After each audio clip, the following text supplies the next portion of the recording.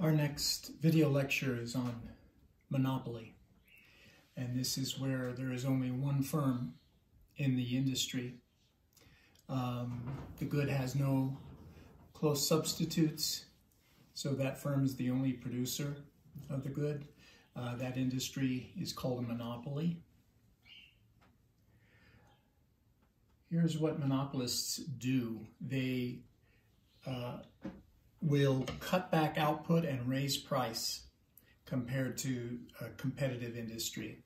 So in competition, you'd have demand and supply, and the intersection there at point C would give you the price. So the price, P sub C, would be the price that all of the competitive firms would take as the given price, and that they would not be able to do anything about that. They would be price takers. But the monopolist is not like that. They have power to do what they want with their price because they're the only ones selling. So what they do is they'll raise their price, and I'm going to show you how they figure out how much to raise the price. The output would drop because demand diminishes as you raise price. And so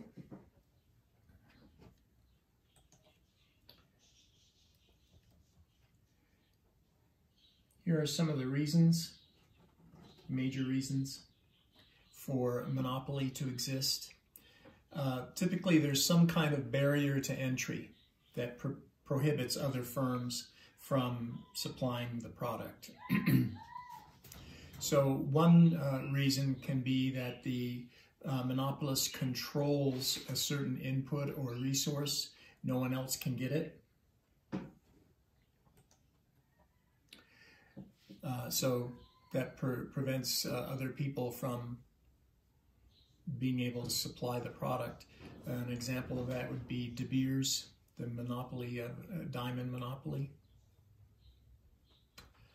So a fellow named Cecil Rhodes bought all the mines, or most of them anyway, and was able to control the supply of diamonds.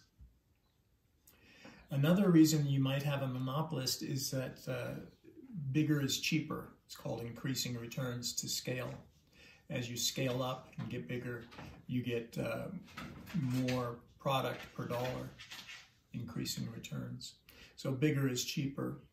So what would happen then is you might start off with a good number of firms, but the bigger ones would start eating up the smaller ones because they're cheaper. So they could put the smaller ones out of business because the smaller ones are more expensive. Then the bigger ones get bigger even, and bigger because they keep doing that. Finally, all the little firms are gone, and there's just medium to large firms, and the largest ones eat those up until you've only got a few left, and then the biggest one eats those up. So then you're left with one. Oh, good examples of that are utility companies. That's why you end up with just P&M, for example.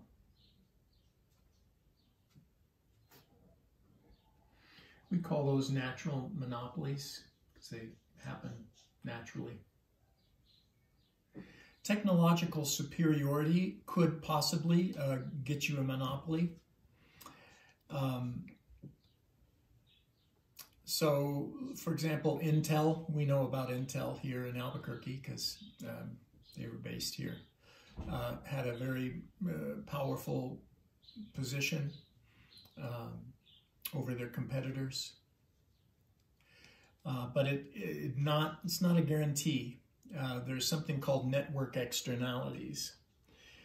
Those exist when the value of a good or service to an individual is greater when many other people use the good or service. So if you had a monopoly over the internet and no one was using it, it will be worthless. So the internet is more valuable the more people use it. So the more people who are connected, the more valuable your connection is, because this gives you more value. You can imagine, how valuable the internet is now because you have so many people connected all over the world. You can find out things very quickly on it. But if you only had a few people connected, well, that would diminish the value of it.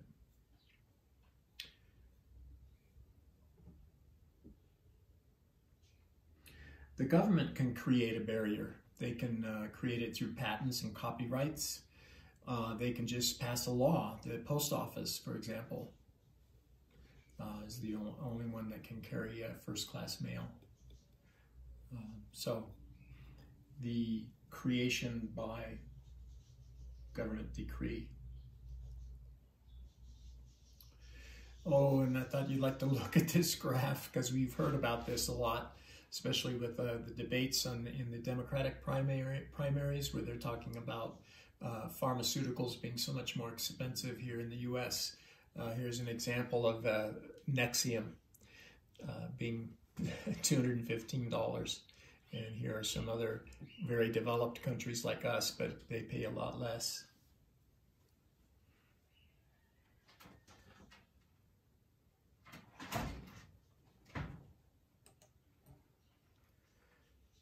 This is in your book. Of course, you realize that, but that way you can look at this in your book. So here would be a flat demand curve for a competitive firm, and here would be a monopoly because there's only one firm. They would have the entire demand for the industry, so that would be the industry demand there. Okay. So I'd like you to think about that. Think about the demand curve and how if you want to sell more, you have to drop the price. And you have that power to do that if you're a monopolist. So we're going to look at a table here where we actually do that. Maybe starting at looking at diamonds at $1,000 per unit, you can't sell any, but at $950 maybe you can sell one. At $900 maybe you can sell two, etc. $800 you can sell four. This is a monopolist who charges everybody the same price. So that's quite a few monopolists are like that. Look at your total revenue. That's price times quantity. So if you sell one, you'd get $950. But at a price of $900, you could sell two, so that would be $1,800. At a price of $850, you could sell three, so that's $2,550. Price of $800, you could sell four, that'd be $3,200, etc. Now look at the last column here is marginal revenue, is the change in total revenue divided by the change in output. Our change in output is 1 each time. Most businesses would be making the smallest change they can, and that would be 1 unit. You can't make half a shirt or half a car, etc. So if you look at the change in total revenue divided by 1, because you change quantity from 0 to 1, 950 divided by 1.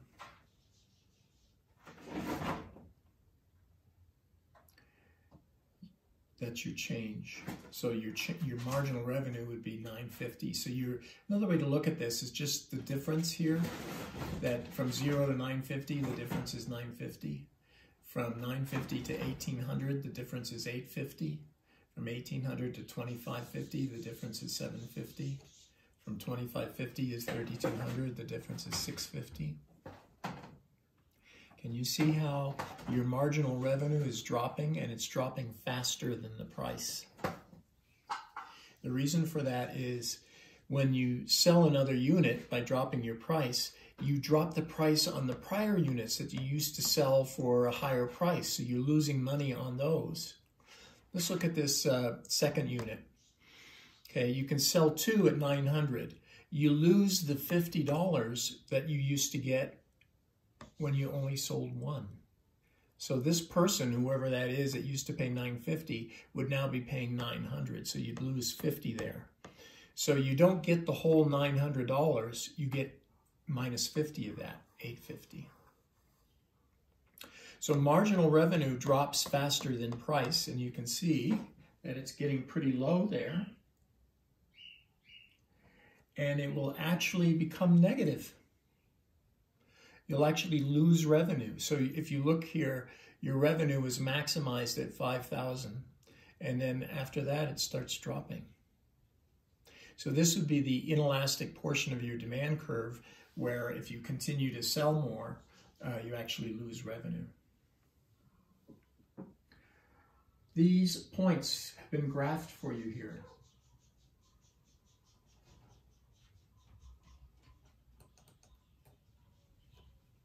So all those points in the table are graphed here. You can see the demand curve and price dropping. And you can see the marginal revenue curve and how it becomes negative. About right here, about 10. Then the graph underneath that, I'm going to try to show this to you by making this a little smaller. That's total revenue. So your total revenue is maximized here in the middle. Do you remember your elasticities? So when you have unit elasticity, that's in the middle of the straight line demand curve. It's right in the middle. And that's where total revenue is maximized. So this is showing you that. But it's actually giving you some data to plot the curves if you want. So if you're a monopolist, you can see that you need to think about this. I mean, you don't want to be producing output that actually makes you get less money than you did before, and yet you're working harder. So that doesn't make any sense. So the monopolist doesn't have to go down there. They will stay up here in the elastic portion of their demand curve.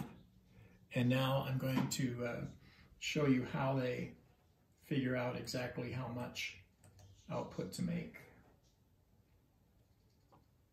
So here, Robin has given you a diagram of diamonds, producing diamonds. And she's going to assume that the cost of producing another diamond is always $200. So your marginal cost would always be $200. All right. I don't know if that's true or not, but she's just assuming that's true to make things simple for you. So here is $200. Okay. Now, if you look, you see that. Does this make sense to you? If you do something and you end up making money on it, then you're going to do it, and you might even do more of it. But if you do something and it ends up losing you money, then you'll stop doing it and you won't do any more of that, and you might even back up some. All right, so here's your marginal revenue compared to the marginal cost. Can you see these first units have a lot of revenue for you? Marginal revenue minus the marginal cost, you could call that the marginal profit. You're getting a lot of profit there, all right? But when you get to point A, that's where marginal revenue is equal to marginal cost, and you don't make any profit there. And if you go past point A, you actually start losing money. Your marginal revenue is less than the $200 marginal cost. So point A is where you would maximize your profit. You can show this profit by a rectangle. Here's average revenue. So from 8 up to B times quantity. And then your average total cost, since marginal cost is constant, it's average. It's your average total cost. That would be this rectangle, 0 to 200 over to A down to 8. Revenue is 0 to 600, B down to 8. So the difference would be the profit. 8 times $400, difference between 600 and 200.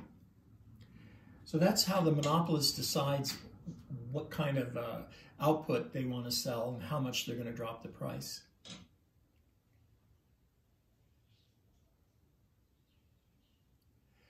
In general, marginal costs don't look flat. They look like a swoosh. So there's a nice swoosh for you. Here's your industry demand. Here's the marginal revenue confronting the monopolist. So if you remember, you produce where marginal revenue equals marginal cost. You don't go past that, but you do go up to that point. To the left of that, marginal revenue is greater than marginal cost, so you want to produce those units. But you do not want to produce the ones to the right because marginal cost is greater than marginal revenue. You lose money. So you'd stop at point A there. So that is how a monopoly or a cartel decides what price to charge, because they maximize their profit by doing that.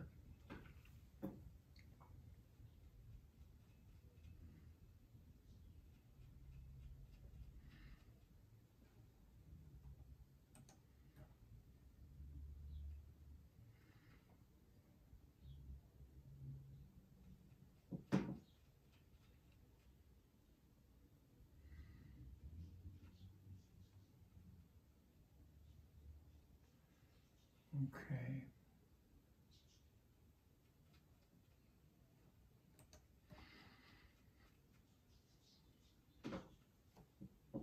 Single price monopolists, the ones that we've been talking about, they sell to all their consumers at the same price.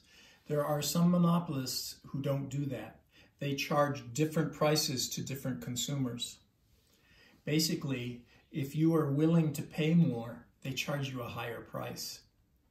And people who are not willing to pay more, they charge a lower price. They have a way to split up the market. So a nice example of this would be first-run movies. Have you noticed that you can't rent them? You can't buy them when they first come out. You have to go to the movie theater and you pay, a lot more. Well, who does that? People who really want to go. They don't want to wait because, eventually it will become rentable or buyable. They don't want to wait, so they go to the theater.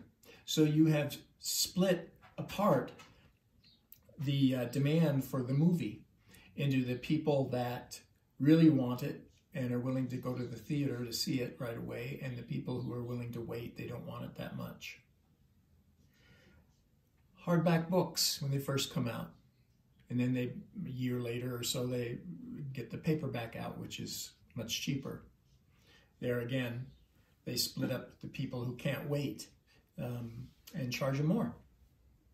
So we call that price discrimination.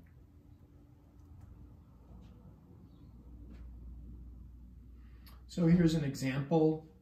I believe this is airline costs for a ticket.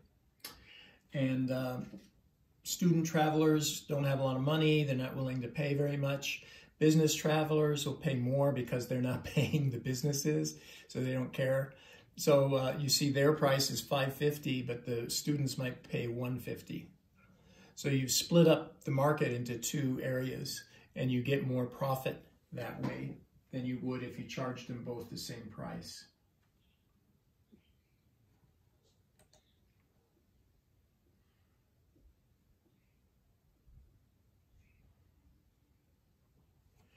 So here's kind of like that example where you had the two prices. If you can split them up into 3 different segments, you'd get even more profit. I don't know if you could tell, but the areas here of the profit, the little gray areas, cover more area. You've got actually a little bit more profit. The more you can differentiate the price, in other words, the more you can separate people into groups and charge them according to their willingness to pay, the more profit you'll make. So that's why movies do that. That's why publishers do that, because they make more money that way.